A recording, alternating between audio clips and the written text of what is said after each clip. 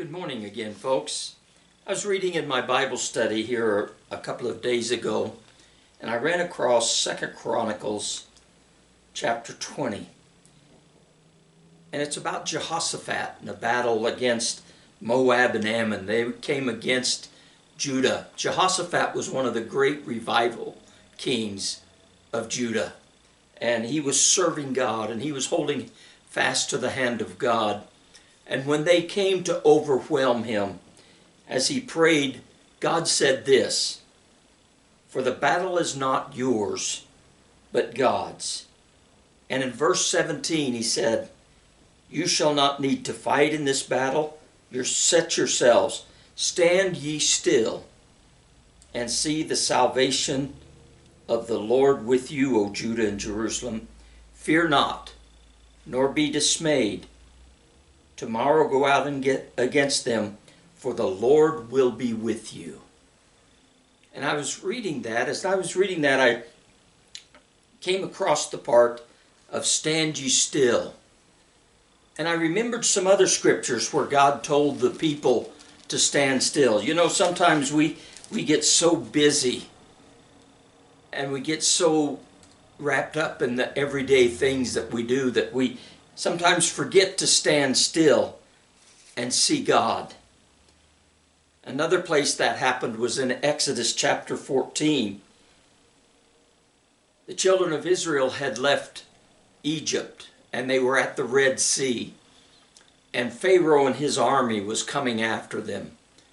And Moses said unto the people in Exodus chapter 14 and verse 13, "Fear not, stand still, and see the salvation of God, which he will show you this day.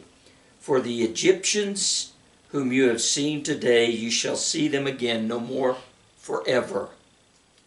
The Lord shall fight for you, and you shall hold your peace." And God will fight for you. Both of these scriptures talking about the Lord standing for in a place where it seemed like Israel had no chance. Yet the scripture says, "Stand still and see the salvation of God." You see, the battle is the Lord's, and as we go through our lives, sometimes we want to take on too much for ourselves, and we want to hold fast and do everything ourselves. But God says, "Let me handle it.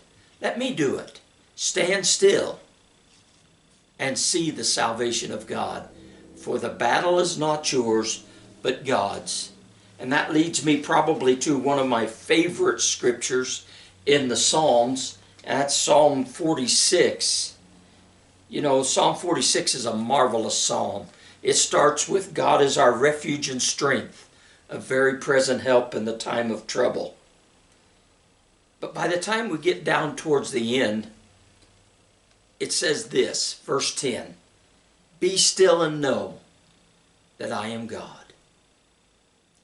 I recall back again as in our Bible college days, I was supposed to preach a sermon. And the very first sermon I preached was on this scripture, 46 and 10.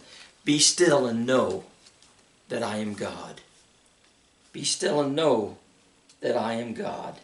I will be exalted among the heathen. I will be exalted upon the earth. You know, folks, we need to learn how to be still before God. We need to realize that He's the one that takes care of us, that He's the one who fights our battles, that He's the one that will be exalted among the heathen. He is the one that will ultimately be exalted upon the earth because He's God. Let's take our time to be still before Him. Let's take our time to be the men and women of God who contemplate on the glorious things that God has set for us. For He is our refuge and strength, a very present help in the time of trouble. Therefore we will not fear, though the earth be removed, and though the mountains be carried into the midst of the sea. When we be still, we hold fast and we let God do a special thing in our lives, then we will know that He is God. Take time today to be still and let God do a work in your life. Take time to be still and contemplate how great and how marvelous He truly is in your life. Be still and know that I am God, and He's going to take care of you. God bless you, and we'll talk again some other day.